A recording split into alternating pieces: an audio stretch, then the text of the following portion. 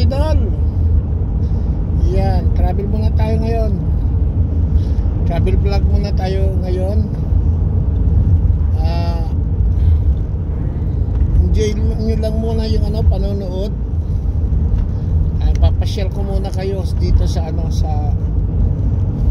sa lugar namin. Ayan, dito po ito sa papunta po kami ngayon ng Prestatyn. So yan po yung yung daanan dito sa amin. Countryside po itong dinadaanan ko ngayon. Ayan, samahan nyo kami sa aming paglalakbay, mga idol.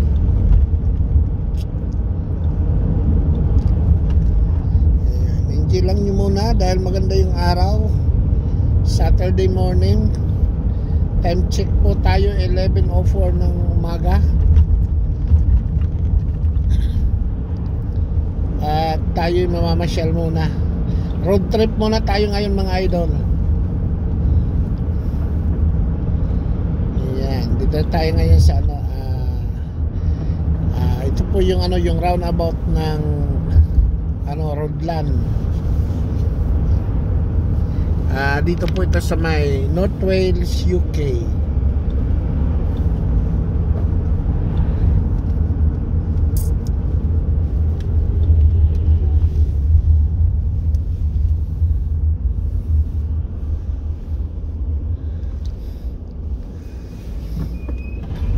Alright, ayan, samahan nyo kami, mga idol. Mag-road trip muna tayo ngayon.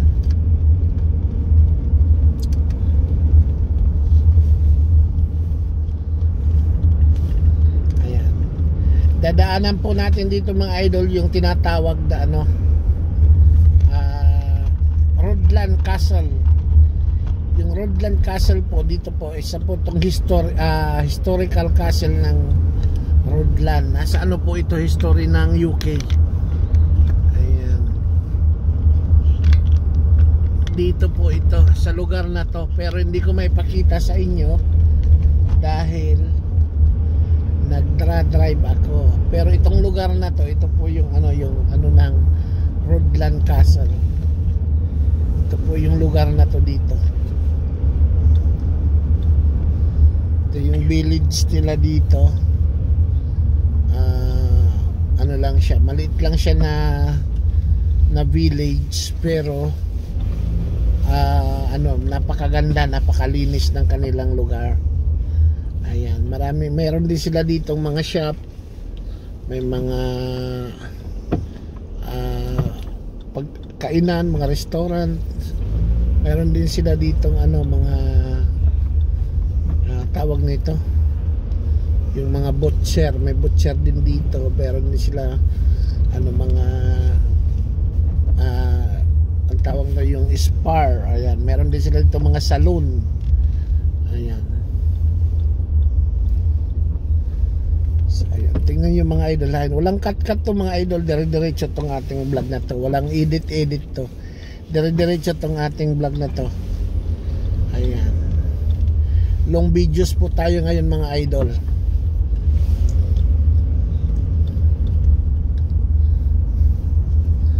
Ayan. Hanggang makarating tayo doon sa Prestatyn.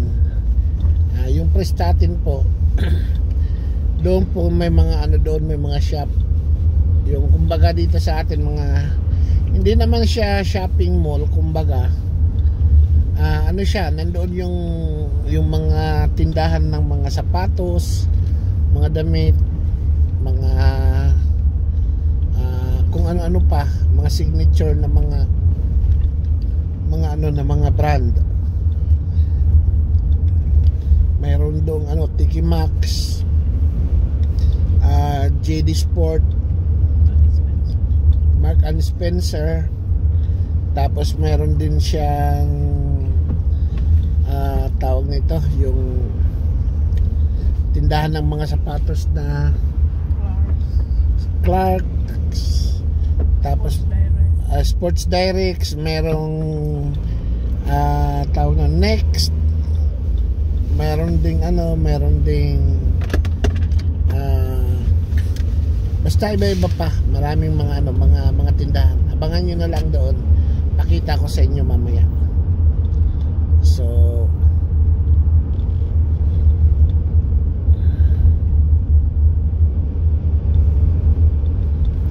ayan.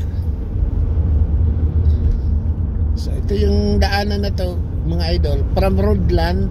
Ang tagos natin nito ay Prestatin na. Tingnan nyo na lang yung mga ano dito, mga idol, yung mga daanan nila dito, napakaganda. Tingnan nyo, luwa, ano lang siya, dual carriageway lang, single carriageway, pero ano, malinis siya. No, ang linis ng ano nila, yung mga paligid. Yung kabilaan nito, mga idol, ano, mga farm. Kaya lang hindi makita dahil matataas yung mga heads nila. Ayan, mga farm po ito dito, farm ng baka, kabayo, tupa. Ayan, yung kanilang mga ano dito, mga farm.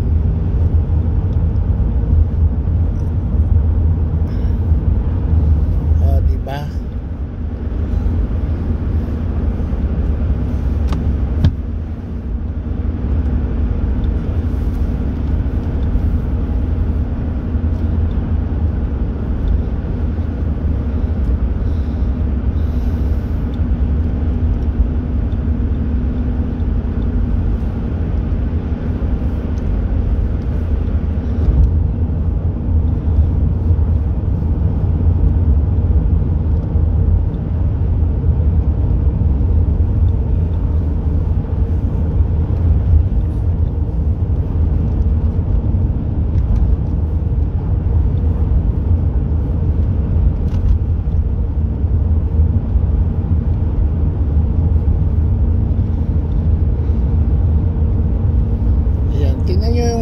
Nasa harapan natin yung idol, yung mga ano, yung mga halaman kulay gold na, kasi yan po yung sign na magtataglagas na, kasi malamig na rito. So tulad ng kahoy na yan, oh, kulay dilaw. Ayan, ano na yan, mga next week laglag na yan, dahil ano na yan, malamig na kasi dito sa amin. So yan ang sign na ano na magtataglagas na yung mga dahon. Ayan, makita nyo yung mga dahon, puro brown na siya. So ganun dito pag ano, pag winter time na. Pagdating ng October, November, ayan, mag-uumpisa na yung pagtaglagas ng mga dahon yan. Yan o, tingnan nyo yung dahon na sa harapan, kulay dilaw na. Ano na yan, yung mga pine tree lang dito ang hindi na ano, na nalalagas yung mga dahon, kasi ano yan sila, talagang matiway sa ano, sa lamig. Pero yung mga dahon na yan, mga idol, pag nalagas yan, hindi naman ibig sabihin na mamatay sila, hindi. Pagdating naman ng March, pag-ano na yan sila, umpisa na naman yan sila na magdadahon. Tapos pagdating ng November, ayan, lamig na, umpisa na rin yung ano nila, yung kanilang taglagas. Diba?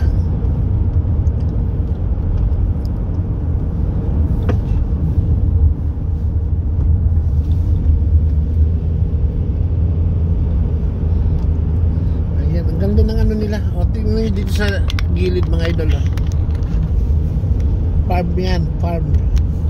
Yung nasa gilid na yan, mga tupa. Kaya hindi makita dahil mataas yung mga ano, mataas yung mga halaman.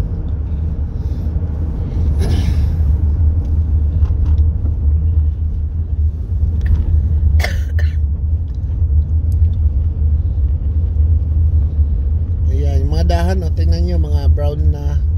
Yung iba ano na, mag-uumpisa ng mag-brown. Yung iba brown na talaga, o ano, orange na.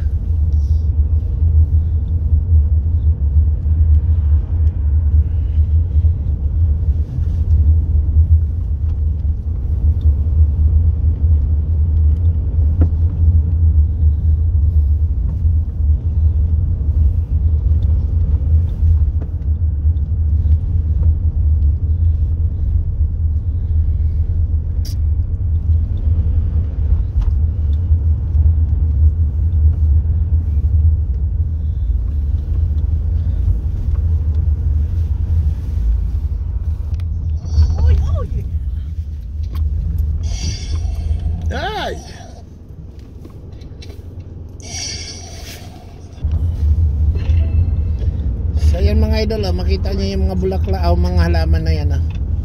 O, diba kulay pula na. Laglag na yan sila, malalaglag na. Ito, umpisa na rin dito. Yung iba, wala na rin mga dahon. Yung iba, ayan, yung mga ibang wala ng dahon. So,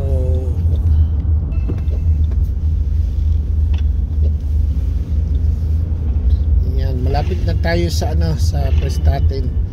O, ayan, mga gold na yung mga dahon nila, mga idol, gold na.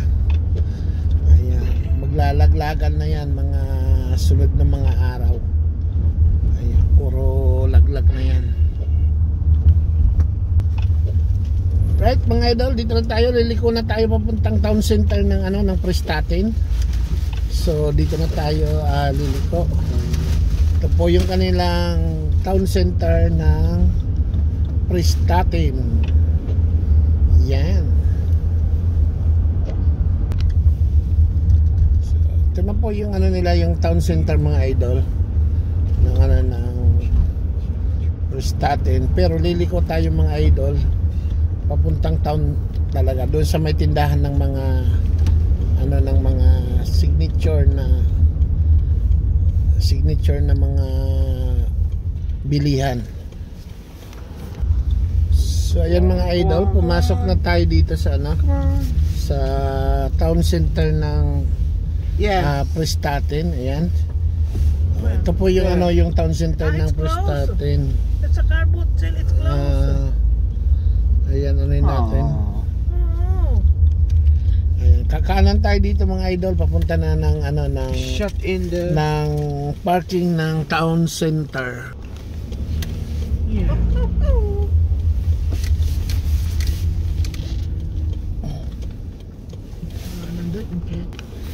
So dito na po tayo mga idol. Ayan, nakita na natin yung Mark and Spencer, mayroon yung Super Drugs, mayroong JD, may Next, tapos may Costa rin dito, may Tesco.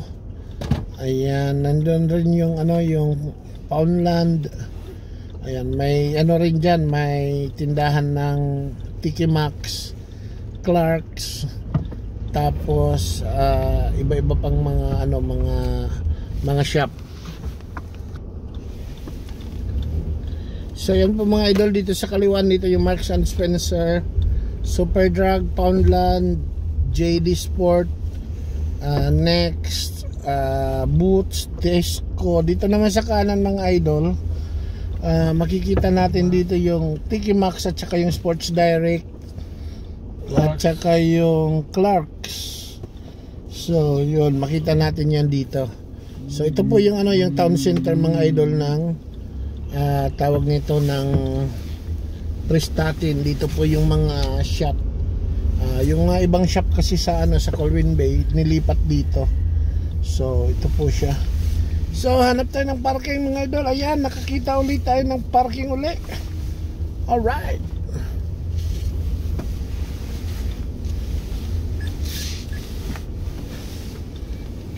Stop. We go to Animal Hospital.